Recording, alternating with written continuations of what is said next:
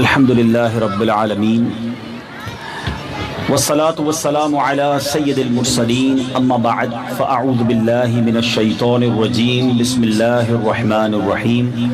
سب مل کر پڑھیں گے الصلاة والسلام علیک یا رسول اللہ وعلی آلک واصحابک یا حبیب اللہ. الصلاة والسلام علیک یا نبی اللہ وعلى آلك وأصحابك یا نور اللہ. ماشاءاللہ آج ہمارے مدنی رضا بھائی کی شادی خانہ آبادی کے سلسلے میں یہ محفل سجائی گئی ہے حج کی. ہاں چلے حج بھی تو ایک بڑی خوشی اور شادی کا مطلب بھی خوشی ہوتی ہے، بلکہ سب سے بڑی خوشی ہی مدینے کی حاضری ہے. اصل میں آج کل شادیوں کا سیزن ہے اور میں تقریباً روز ہی کسی شادی کی محفل میں بیان کر رہا ہوں. تو بہرحال اللہ پاک حج کے سفر کو قبول فرمائے، حاضری مدینہ مقبول عطا فرمائے. اور ماشاءاللہ اللہ پاک جس نے ایک مقصد کے لیے انہوں نے محفل سجائی اس مقصد میں ان کو کامیابی عطا فرمائے. درود پاک پڑھنے کے بے شمار فضائل و برکات ہیں. نبی پاک صلی اللہ تعالیٰ علیہ وسلم کا فرمان ہے کہ تم اپنی مجلسوں کو مجھ پر درود پاک پڑھ کر آراستہ کیا کرو کہ تمہارا مجھ پر درود پاک پڑھنا کل بروز قیامت تمہارے لیے نور ہوگا. تو درود پاک قیامت کے دن نور کا سبب بنے گا. ہمیں چاہیے کہ چلتے پھرتے اٹھتے بیٹھتے درود پاک پڑھتے رہا کریں. آئیے مل کر محبت کے ساتھ بآواز بلند درود پاک پڑھ لیں. صلو علی الحبیب صلی اللہ تعالی علی محمد صلی اللہ علیہ وسلم. آج بھی ایک دعوت ہے اور میں آپ کو دو تاریخی ہسٹوریکل اور انوکھی دعوتوں کا واقعہ سنانا چاہتا ہوں. تاریخ اسلام میں یہ دو بڑی انوکھی دعوتیں ہوئیں اور یہ دونوں دعوتیں کس کی ہوئیں؟ سبحان اللہ، نبی پاک صلی اللہ تعالیٰ علیہ وسلم کی دعوتیں ہوئیں. مگر ان دعوتوں میں میزبانی کس نے کی اور کس انداز میں کی؟ سبحان اللہ. حضرت عثمان غنی رضی اللہ تعالیٰ عنہ نبی پاک سے بے انتہا محبت کرتے رسول ہیں، خلیفۃ المسلمین بھی رہے. ایک بار نبی پاک سے عرض کی کہ حضور آپ میرے گھر تشریف لائیں. اور جب نبی پاک علیہ الصلوۃ والسلام حضرت عثمان غنی رضی اللہ عنہ کے گھر کی طرف چلے تو آپ نے کیا کیا؟ آپ پیارے آقا علیہ الصلوۃ والسلام کے پیچھے پیچھے چلنے لگے اور نبی پاک کے قدموں کو گننے لگے، ایک ایک قدم کو کاؤنٹ کرنے لگے. پیارے آقا علیہ الصلوۃ والسلام نے پوچھا ہے عثمان یہ کیا کر رہے ہو؟ کہ حضور میری تمنا یہ ہے کہ آج آپ میرے گھر آ رہے ہیں، آپ جتنے قدم اٹھا کر میرے گھر آئیں میری تمنا یہ ہے اتنے قدم کی تعداد کے مطابق میں غلاموں کو آزاد کر دوں. پروٹوکول، عزت، نبی پاک کی تعظیم کی نیت سے کہ حضور آپ نے جتنے قدم میرے گھر کی طرف اٹھائے ہیں ہر قدم پر اللہ کی رضا کے لیے میں ایک ایک غلام آزاد کر دوں. آپ نے ایسے ہی کیا، اللہ نے مال بڑا دیا تھا، کاؤنٹ کیے. سارے قدم کاؤنٹ کرنے کے بعد حضرت عثمان غنی نے اتنے غلام آزاد کیے، کھانا بھی زبردست کھلایا. اب کیا ہوا؟ یہ دعوت تو کمپلیٹ ہو گئی، ون آف دا بیوٹیفل وہ دعوت تھی. حضرت مولا علی کرم اللہ تعالی وجہ الکریم بھی اس دعوت میں تھے. مولا علی گھر آئے اور افسردہ ہیں. خاتون جنت بی بی فاطمہ کہتی آپ افسردہ سے لگ رہے ہیں، کوئی بات ہوئی ہے، کوئی معاملہ ہے؟ کہتے کہ پیارے آقا علیہ الصلوۃ والسلام کی عثمان غنی میرے بھائی نے دعوت کی. اور کیا دعوت کی؟ ہر قدم پر اللہ کے حبیب نے جو ان کے گھر کی طرف اٹھائے ہر قدم پر ایک غلام آزاد کیا. بظاہر ہمارے پاس اتنا مال نہیں ہے، حالانکہ مولا علی کون ہیں؟ نبی پاک علیہ الصلوۃ والسلام کے جگر کا ٹکڑا، بی بی فاطمہ کے شوہر ہیں. پیارے آقا علیہ الصلوۃ والسلام سے کتنا قریبی رشتہ ہے. مگر دنیاوی طور پر اتنا مال نہیں تھا، لیکن یہ غمزدہ نہیں تھے کہ اے فاطمہ ہمارا گھر چھوٹا ہے، ہم غریب ہیں، ہمارے پاس پیسے نہیں. آقا کی شان کو، نبی پاک کی دعوت کو جس شان سے حضرت عثمان غنی نے کیا، ہم اپنے آقا کو اپنے گھر بلائیں تو ایسی دعوت کیسے کریں گے؟ آج ہم بھی کسی کی دعوت میں جاتے ہیں، نارملی اسلامی بہنیں بھی مجھے پردے میں سن رہی ہیں، گھر جا کر بحث ضرور ہوتی ہے، یا تو غیبت ہو رہی ہوتی ہے کہ دیکھا اتنے بڑے لوگوں کر بھی کیسا انتظام تھا، کھانے میں یہ کمی تھی تو ہال میں یہ کمی تھی، یا تو غیبت کرتے ہیں. یا پھر شوہر کی خیر نہیں ہوتی، دیکھا اس نے کتنی اچھی دعوت کی تھی، تم تو اپنے بچے کی شادی میں ایسا خرچہ ہی نہیں کرتے ہو، کتنا زبردست کھانا تھا، کتنا زبردست انتظام تھا. تو دونوں طرف ہی گڑبڑ ہے نا. یعنی ہم دعوت سے ہو کر جا کر کوئی اچھا کام بھی کریں، اس کے لیے دعا کر دیں کہ جس نے کھلایا، جس نے پلایا، جس نے بلایا، ہیں ثواب کمائے نا. لیکن نارملی دعوتوں کے بعد ہمارے گھر میں بھی ایک میٹنگ ہوتی ہے، اور وہ میٹنگ یا تو جھگڑے پہ ختم ہوتی ہے یا گناہ پہ ختم ہوتی ہے. حضرت عثمان غنی کی دعوت کے بعد مولا علی کے گھر میں بھی ایک میٹنگ ہوئی تھی. بی بی فاطمہ کو کہتے ہیں فاطمہ میرے بھائی عثمان غنی نے نبی پاک کی دعوت کی اور کمال کی دعوت کی، ایچ اینڈ ایوری سٹیپ، ہر قدم پر ایک غلام آزاد کیا. خاتون جنت بھی تو نبی پاک کی صاحبزادی ہے نا. کہتی گھبرائیے نہیں میرے سرتاج، آپ جائیے اور نبی پاک کو بھی دعوت دے آئیے، ہمارے گھر کی دعوت دیجئے، سارا انتظام ہو جائے گا انشاءاللہ، یہ سارا کام ہو جائے گا. اب مولا علی بظاہر تو حیران ہیں کہ مالی کیفیت تو گھر والوں کو پتہ ہی تھی کہ اتنے غلام ہم کیسے آزاد کریں گے. کہا فکر نہ کریں، شاندار دعوت ہوگی، آپ خوش ہو جائیں گے، آپ جائیے اور نبی پاک سے عرض کر کے آئیں. اب مولا علی نے پیارے آقا علیہ السلام کی بارگاہ میں عرض کی کہ حضور ہمارے گھر پہ بھی کرم فرمائیں. مولا علی کا کہا کیسے ٹال سکتے ہیں، اور نبی پاک کے تو جگر کا ٹکڑا ہے نا فاطمہ، بی بی فاطمہ خاتون جنت رضی اللہ تعالی عنہا. آقا نے دعوت بھی قبول کی، اور صرف خود نہیں، ایک کثیر جماعت کو لے کر کہا کہ چلو آج علی کے گھر پہ دعوت ہے. اچھا ادھر حال یہ تھا کہ گھر میں کھانے کو بھی کچھ نہیں تھا. ایک جماعت، ایک پورا قافلہ نکل پڑا ہے مولا علی کے گھر دعوت پر، اور وہاں کھانے کو بھی کچھ نہیں ہے. مگر خاتون جنت کا توکل دیکھیں، خاتون جنت کا نبی پاک سے پیار اور اللہ کی رحمت پر مان دیکھیں. خاتون جنت نے پتہ ہی کیا کیا، آپ نے جب نبی پاک آ گئے، صحابہ بھی آ گئے، تو اب انہوں نے ہنڈیا تو چولہے پہ چڑھائی خالی، اور سجدے میں گر گئی. کہتے ہیں اللہ دعا سنو، آج تیری بندی نے تیرے حبیب کو اپنے گھر بلایا ہے، اے اللہ آج میری لاج رکھ لیجیو، کھانے کو کچھ نہیں ہے، مگر مولا تو غیب سے آج کھانے کا انتظام فرما دے. یہ دعا مانگ کر جب ہنڈیا، خالی ہنڈیا چولہے پر چڑھائی گئی، تو اللہ کی رحمت کا دریا ایسا جوش میں آیا کہ اس رزاق مطلق نے بالکل پلک جھپکتے میں ان تمام ہنڈیوں کے اندر، ان تمام برتن کے اندر جنت کے کھانے بھر دیے.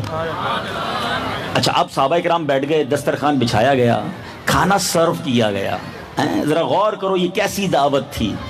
کھانا کھایا تو سارے صحابہ حیران، ایسا ذائقہ پہلے کبھی کھایا ہی نہیں تھا، ہر چیز کمال کی، عجیب خوشبو، عجیب لذت. نبی پاک مسکرا رہے ہیں، آقا تو سب جانتے ہیں. آقا علیہ السلام مسکراتے ہوئے صحابہ کرام سے پوچھتے ہیں تم جانتے ہو کہ یہ کھانا کون سا کھانا ہے، یہ کہاں سے آیا ہے؟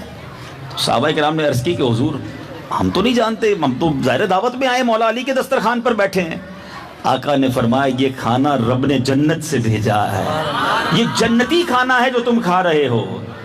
اب ایک شرط تو پوری ہو گئی نا کہ کھانا اچھا ہو گیا، زبردست، ایسا کھانا کدھر سے ہوگا، جنت سے کھانا آ گیا. مگر ابھی وہ کنڈیشن باقی تھی جو مولا علی کی تمنا تھی کہ ہر قدم پر ایک غلام آزاد کیا گیا تھا. بی بی فاطمہ پھر سجدے میں جاتی ہیں، اللہ کی بارگاہ میں عرض کرتی ہیں یا اللہ حضرت عثمان غنی نے اب تیرے محبوب کو اپنے گھر بلایا تھا، اور مالک ہر قدم پر ایک غلام کو آزاد کیا تھا. اے اللہ تیری بندی فاطمہ میں اتنی استطاعت نہیں ہے، اے خداوند عالم تو نے جنت سے کھانا تو بھیج دیا، اب اپنی بندی کی لاج رکھ لے، اور تیرے محبوب نے جتنے قدم ہمارے گھر کی طرف اٹھائے ہیں اے اللہ ہر قدم کے بدلے تو محبوب کی امت کے گناہگاروں کو جہنم سے آزاد فرما دے. پیار بھی کیسا، ہم امتیوں سے، خاتون جنت اللہ سے دعا کر رہی ہیں ہم گناہگاروں کے لیے. اب سنو کیا ہوا، بی بی فاطمہ فارغ ہوتی ہیں دعا سے، جبریل امین نبی پاک کی بارگاہ میں حاضر ہوتے ہیں، عرض کرتے ہیں یا رسول اللہ حضرت فاطمہ کی دعا اللہ نے ایسی قبول کی ہے، آپ نے جتنے قدم ان کے گھر کی طرف اٹھائے ہیں اللہ تعالیٰ ہر قدم پر 1,000 گناہگاروں کو جہنم سے آزاد فرما رہا ہے. یہ کیسے لوگ تھے، یہ کیسی دعوتیں تھی، یہ کیسا پیار تھا. اللہ اکبر، نبی پاک پر اپنا سب کچھ قربان کرنے کے لیے تیار رہتے تھے. تو اے میرے میٹھے اسلامی بھائیوں، حالانکہ سچی بات سیدی اعلیٰ حضرت سے پوچھو نا، یہ سارے کے سارے میزبان نہیں تھے، سبھی ہم نبی پاک کے مہمان ہیں. ہاں آقا ہی میزبان ہیں. سیدی اعلیٰ حضرت سے پوچھو نا، وہ کہتے ہیں آسماں خان، زمین خان، زمانہ مہمان. خان کہتے ہیں دسترخوان کو، آسماں خان، زمین خان، زمانہ مہمان، صاحب خانہ لقب کس کا ہے تیرا تیرا. یعنی آقا ہی کا صدقہ تو ہم کھا رہے ہیں نا. پنجابی شاعر کہتا ہے نا، دساں گل کی خزینے دی، ساری دنیا خاندی ہے خیرات مدینے دی۔ میں اور آپ جو کچھ کھا رہے ہیں، پیارے آقا کی وہ حدیث ہے نا، اللہ کے حبیب فرماتے ہیں، اس کا مضمون ہے کہ رب عطا فرماتا ہے اور میں تقسیم کرتا ہوں، رب ہے معطی، یہ ہے قاسم، رزق اس کا ہے کھلاتے یہ ہیں۔ تو بہرحال ان روایتوں سے جہاں نبی پاک سے صحابہ کرام کی والہانہ محبت کا پتہ چلتا ہے، وہاں ایک اور بات سیکھنے کو ملتی ہے کہ میزبان کو مہمان کا کتنا خیال رکھنا چاہیے۔ میزبان کے گھر پہ اگر مہمان آ جائے تو یہ اللہ کی رحمت ہے، ہمیں مہمان نوازی میں بڑی سعادت سمجھنی چاہیے۔ اللہ کے حبیب علیہ الصلوۃ والسلام فرماتے ہیں، مہمان اپنا رزق لے کر آتا ہے اور کھلانے والوں کے گناہوں کو مٹا کر جاتا ہے، ان کے گناہ مٹا دیے جاتے ہیں۔ جس کے گھر مہمان جاتا ہے نا، وہ میزبان کے گناہ لے کر چلا جاتا ہے۔ تو جب مہمان آئے خوشی کا اظہار کریں، کوشش کریں کہ اس کی زبردست مہمان نوازی کریں اللہ کی رضا کے لیے۔ بعض اوقات تو اس لیے کھلاتے ہیں کہ میں اس کو کھلاؤں گا یہ مجھے کھلائے گا، ذرا کھانا کھلاؤں گا تو میرا کام کر دے گا، ذرا خیال رکھوں گا تو رشتہ دار ناراض نہیں ہوگا۔ یہ الگ الگ نیتیں ہوتی ہیں۔ اللہ کی رضا کے لیے مہمان آیا اس کی مہمان نوازی کریں۔ اللہ کے حبیب صلی اللہ تعالی علیہ وسلم فرماتے ہیں کہ جو اللہ عز و جل اور قیامت کے دن پر ایمان رکھتا ہے وہ اپنے پڑوسی کو ہرگز تکلیف نہ دے۔ جو اللہ اور قیامت پر ایمان رکھتا ہے اسے چاہیے کہ اپنے مہمان کی عزت کرے، اور جو اللہ عز و جل اور قیامت کے دن پر ایمان رکھتا ہے اسے چاہیے کہ اچھی بات کہے یا خاموش رہے۔ یہ تین باتیں نبی پاک نے فرمائیں کہ ہمیں پڑوسی کا خیال رکھنا ہے، مہمان کو عزت دینی ہے، اچھی بات کریں، نہیں کر سکتے تو خاموش رہیں، کسی کا دل نہ دکھا دیں، لڑائی جھگڑا نہ کریں، بری بات نہ کریں۔ اور مہمان سبحان اللہ، یہاں میں ایک بڑی دلچسپ روایت، مجھے اندازہ ہے وقت کافی ہو گیا ہے، 5-7 منٹ میں اپنی گفتگو ختم کر دوں گا، توجہ آپ کی چاہوں گا۔ ویسے جلد بازی کے کام کو شیطان کا کام کہا گیا۔ ہر چیز میں کچھ لوگ بڑے جلد باز ہوتے ہیں، ہر چیز میں جلد بازی نہیں کرنی چاہیے، مگر سبحان اللہ علماء فرماتے 6 کام ایسے ہیں جس میں جلدی کرنی چاہیے۔ اب یہ 6 کام سمجھ لیجئے۔ نمبر 1، جب نماز کا وقت ہو جائے اس میں جلدی کرنی چاہیے۔ بندہ کہے یار جلدی کا کام شیطان کا ہے، ظہر کے اثر میں پڑھ لیں گے، نہیں جناب، ظہر کا وقت ہو گیا نماز ادا کریں، وقت میں ادا کریں، جتنا جلدی ہو سکے پڑھ لیں۔ نمبر 2، مہمان آئے تو اس کی مہمان نوازی کرنے میں بھی جلدی کریں۔ پتہ چلا مہمان بیٹھا ہی ہوا ہے، باتیں ہی کر رہے ہیں، نہ کھانا پیش کر رہے ہیں نہ پانی دے رہے ہیں، مجھے بھی اندازہ ہے آپ کو کافی دیر ہو گئی ہے تو میں بھی اس لیے اس کو جلدی کر دوں گا۔ لیکن نارملی ہوتا کیا ہے کہ کسی کے گھر گئے، اب جناب بیٹھے ہی ہیں، انتظار ہی ہو رہا ہے۔ وہ مجھے ایک چٹکلا یاد آ گیا کہ ایک صاحب کسی کے گھر گئے، بہت دیر تک باتیں ہوتی رہیں کہ ابھی کھانا آئے گا، ابھی کھانا آئے گا، پھر دوسرا موضوع چھڑ گیا، پھر تیسرا موضوع، اچھا آپ سنائیں آپ کا گھر کدھر ہے، آپ رہتے کدھر ہیں، وہ باتیں ہی ختم نہ ہو، گھڑی بھی دیکھے، بھوک سے برا بھی حال ہے۔ آخر میں وہ شخص کہتا ہے، یار میزبان کہتا ہے کہ بتائیے آپ کو خوشبو کون سی پسند ہے؟ تو کہتا ہے مجھے کھانے کی خوشبو بڑی پسند ہے۔ تو پھر اس کو سمجھ آتا ہے کہ اب کھانا کھلا دو بیچارے کو۔ تو جب مہمان آ جائے تو اب کھانا پیش کرنے میں تاخیر نہیں کرنی چاہیے۔ اس میں ایک نقطہ عرض کر دوں کہ کچھ، کیونکہ رشتہ دار بیٹھے ہیں، خاندان کے لوگ بیٹھے ہیں، برا بھی مت مانیے گا، کچھ لوگ خود دیر سے جاتے ہیں اور اگر ان سے پہلے کھانا شروع کر دیا جائے تو ناراض بھی ہو جاتے ہیں۔ تو یہ اپنی ہمیں یہ نہیں رکھنی چاہیے کسی میزبان پر ٹینشن کہ جب تک میں نہ آؤں کھانا شروع نہیں ہونا چاہیے۔ اس میں ذرا داماد بھی ہوتے ہیں، اس میں سسرال والے بھی ہوتے ہیں، یہ نہیں ہونا چاہیے۔ ہماری وجہ سے کسی مسلمان سارے مہمان تکلیف میں رہیں تو آپ ٹائم پہ پہنچ گئے تو ٹھیک ہے، ٹائم پہ نہیں پہنچے، کھانا شروع ہو گیا تو کوئی بات نہیں، آپ بھی دیر سے گئے تھے، آپ بعد میں کھا لیجئے۔ اس پر ناراضگی کا اظہار کرنا، اس پہ برا ماننا، یہ نہیں ہونا چاہیے۔ اس لیے مجھے سحری اور افطاری کی دعوت بڑی اچھی لگتی ہے، اس میں کسی کا انتظار نہیں کیا جا سکتا۔ افطار ہو گئی سب نے کرنی پڑتی ہے اور سحری بھی ظاہر ختم ہو جائے گی تھوڑی دیر بعد۔ تو بہرحال یہ ایک نقطہ تھا کہ میزبان کے لیے ضروری ہے کہ مہمان آ گیا تو اس کو جلدی کھانا پیش کرے، جلدی کرنی چاہیے، اور مہمان کو بھی وقت پر آنا چاہیے۔ دیر اپنی وجہ سے ہوئی ہے تو کسی کے لیے ٹینشن نہیں بننی چاہیے۔ تیسری بات جس میں دیر نہیں کرنی چاہیے وہ ہے کسی کے مرنے کے بعد اس کی تجہیز و تکفین میں تاخیر نہیں کرنی چاہیے۔ بعض اوقات کیا ہوتا ہے کہ وہ مردے کو انتظار کروا رہے ہیں کہ فلاں رشتہ دار آ جائے، فلاں آ جائے تو جمعے کے دن ذرا زیادہ نمازی مل جائیں گے۔ نہیں، میت کے لیے افضل یہ ہے کہ اب جلد سے جلد اس کو اس کی آخری آرام گاہ تک پہنچا دیا جائے۔ نمبر 4، بچی بالغ ہو جائے تو اب اس کی شادی کرنے میں تاخیر نہیں کرنی چاہیے، جتنا جلدی ہو سکے شادی کر دینی چاہیے۔ نمبر 5، قرض کی ادائیگی کا وقت آ جائے، کسی سے پیسے لیے ہیں اور ٹائم آ گیا ہے، فوراً ادا کریں، بالکل تاخیر نہ کریں، کیونکہ اب تاخیر گناہ کا باعث بنے گی۔ اور چھٹی بات، کوئی گناہ ہو جائے تو فوراً توبہ کر لینی چاہیے۔ توبہ میں تاخیر نہیں، یار بعد میں کر لوں گا، ابھی نہیں توبہ، تو جیسے ہی گناہ ہوا استغفر اللہ، یا اللہ میری توبہ معاف کر دے، اب نہیں کروں گا، پکی نیت کریں، انسان پھر ہو جائے گا، لیکن توبہ میں تاخیر نہ کریں۔ کہتے ہیں نا گناہ عادت ہو گئی ہے تو توبہ کو دستور بنا لو، اپنی زندگی میں توبہ کو شامل رکھیں، انشاءاللہ اللہ نے چاہا تو گناہ بھی چھوٹ جائیں گے۔ تو بہرحال مہمان اللہ کی بڑی نعمت ہے۔ میں جب آج بیان کی تیاری کر رہا تھا، کمال کی روایت پڑھی، اور میں نے بھی زندگی میں پہلی بار پڑھی ہے، تو میں نے سوچا تھا کہ میں اس کو بیان کروں گا کہ حدیث پاک ہے، وہ شخص جس نے کسی ایک مومن کی ضیافت کی، گویا اس نے حضرت آدم علیہ السلام کی ضیافت کی، حضرت آدم کی دعوت کی۔ کسی دو لوگوں کی دعوت کی تو اس نے حضرت آدم اور حضرت حوا کی دعوت کی، اور اس نے اگر 3 مہمانوں کی دعوت کی، ان کو کھانا کھلایا، ضیافت کی، تو اس نے جبرائیل، میکائیل اور اسرافیل کی ضیافت کی۔ اب سوچو یار، مہمان گھر میں آئے اور یوں میرے لیے برکت۔ حدیث پاک کا مضمون ہے، دیکھیں آپ جب گوشت وغیرہ دیکھا ہوگا نا اپنے بقرہ عید میں جب ذبح ہوتا ہے، تو اگر اونٹ کی کوہان ہو نا، وہ چربی ہوتی ہے، اس میں ہڈی نہیں ہوتی، تو آپ کسی کسائی سے پوچھیں، اونٹ کی کوہان پر چھری بڑی تیزی سے گھوم جاتی ہے، کوئی رکاوٹ ہی نہیں ہوتی، کیونکہ نہ گوشت ہوتا ہے، نہ ہڈی ہوتی، چربی ہوتی ہے۔ پیارے آقا نے کیا مثال دی، فرمایا کہ جس طرح اونٹ کی، حدیث کا مضمون ہے، جس طرح اونٹ کے کوہان پر چھری تیزی سے پھرتی ہے، اگر کسی شخص کے گھر پہ مہمان آئے تو اس کے گناہ اتنی تیزی سے معاف ہوتے ہیں۔ تو ہمیں مہمان کو اللہ کی نعمت سمجھنا چاہیے۔ یہ بات تو ہو گئی مہمان نوازی کی۔ اب 1-2 منٹ میزبان، اب مہمانوں کو کیا کرنا ہے۔ شریعت کمال کی شریعت ہے، ہماری شریعت one of the beautiful religion, سب سے بہترین جو مذہب ہے وہ اسلام ہے۔ دونوں طرف کے لوگوں کی تربیت کرتا ہے کہ تم مہمانوں کو کھلاؤ، یہ اللہ کو پسند ہے، لیکن مہمان کو کیا کرنا چاہیے، اس کے بھی آداب ہیں۔ کسی کے گھر جائیں تو جاتے وقت جدھر میزبان بٹھائے ادھر بیٹھ جائیں، یہ سنت ہے۔ وہ بٹھائے ادھر، آپ بولے میں ادھر بیٹھوں گا، نہیں، جدھر وہ بٹھائے بیٹھ جائیں، یہ سنت ہے۔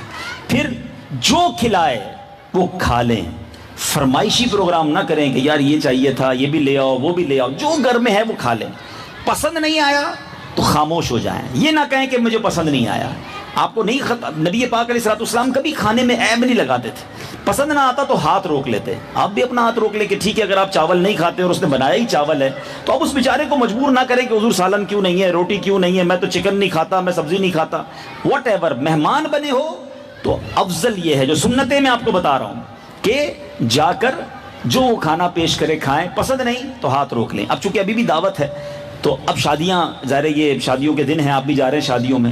ایک عجیب پرابلم یہ ہے کہ لوگ اتنا کھانا پلیٹوں میں نکالتے ہیں اور اتنا کھانا ضائع کرتے ہیں۔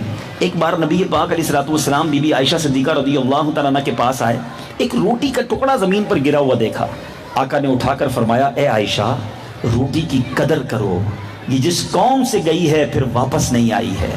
آج ہمارے گھروں میں تنگیاں ہیں، ہمارا رزق پورا نہیں ہو رہا، ہمارے پیسے میں پورے نہیں ہو رہے، بڑی جس کو کہیں تنگ دستی ہے۔ غور کریں کتنا کھانا ہم دعوتوں میں ضائع کرتے ہیں، پلیٹیں بھر بھر کے نکال رہے ہوتے ہیں، ایسا لگتا ہے گھر میں کھانا نہیں ہے ہمارے۔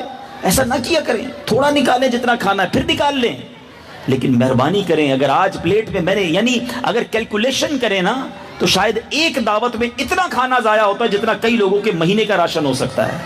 یوں نہ کیا کریں، تھوڑا کھانا نکالیں، کھا لیں، پھر اور نکال لیں، کوئی بات نہیں، ایک ایک دانے کا حساب دینا ہوگا۔ دنیا میں کئی لوگ ایسے جن کے پاس پوری روٹی نہیں ہوتی کھانے کے لیے، مگر ہم دعوتوں میں بہت کھانا، صرف دعوتوں میں نہیں، اپنے گھر میں بھی کھانا ضائع کر رہے ہوتے ہیں، آدھا گلاس پانی پیا پھینک دیا۔ ایک ایک قطرے کا جواب دینا ہوگا۔ تو مہمان جب میزبان کے گھر جائے سکون سے سنت کے مطابق کھائے اور اس کے بعد دعا دے کر آئے، منہ بنا کر نہ آئے ہیں۔ کچھ لوگ تو میزبان کے لیے ٹینشن بن جاتے ہیں، اس کے گھر گئے، اب گھر کے عیب نکالنا شروع ہو گئے، یار تمہارا وہی پرانا فرنیچر ہے، ابھی تک وہی پنکھے ہیں، ابھی تک وہ اسی علاقے میں رہتے ہو، اتنا پیسہ ہے یار لیکن پھر بھی گھر چینج نہیں کرتے ہو۔ بندہ کہ میں نے مہمان بلایا، انسپیکٹر بلایا بھائی، ہیں آپ جائیں سکون سے بیٹھیں، جہاں بٹھائے بیٹھے اور کھا کر آ جائیں، انسپیکشن نہ شروع کر دیں، ٹینشن نہ دیں یہ کیوں نہیں ہے، یہ کیوں نہیں ہے، دعا دے کر آئے ہیں۔ کتنی پیاری دعا ہے، الحمدللہ الذی اطعمنا وسقانا وجعلنا مسلمین، اللہم اطعم من اطعمنی، اے اللہ کھلا اسے جس نے مجھے کھلایا، وسقی من سقانی، اسے پلا جس نے مجھے پلایا۔ کیا پیارا مذہب ہے، دعائیں دیں ایک دوسرے کو۔ یعنی سوچئے مہمان گیا اس کے گناہ لے آیا اور دعائیں کر کے گیا اور میزبان کا دل بھی خوش ہو جائے، آپ کو پھر بلایا جائے گا۔ یاد رکھیے اچھے مہمان کو بار بار بلایا جاتا ہے۔ اب ذرا مدینے جانے والے سے 1 منٹ بات کر لیتے ہیں، اور جو بھی حج پر جا رہے ہیں، چونکہ یہ لائیو بھی جا رہا ہے سوشل میڈیا پر، مہمان نوازی کی بات ہوئی ہے نا، حاجیوں کو ضیوف الرحمان کہا جاتا ہے۔ حاجی اللہ کے مہمان ہیں، مدینے جانے والا میرے آقا کا مہمان ہے۔ اب وہاں مہمان کیسا ہونا چاہیے؟ آپ کے گھر میں جو مہمان شور مچائے، گندگی کرے، بدتمیزی کرے، آپ اسے دوبارہ نہیں بلاتے کہ نہیں یار اس کو نہیں بلانا بھائی، یہ تو گھر کا گندہ کر کے چلا گیا۔ اگر بار بار مدینے جانا ہے نا، بار بار مکے جانا ہے، تو اچھے مہمان بن کر رہنا، ادب سے رہنا، صفائی کا خیال رکھنا، شکوہ نہ کرنا۔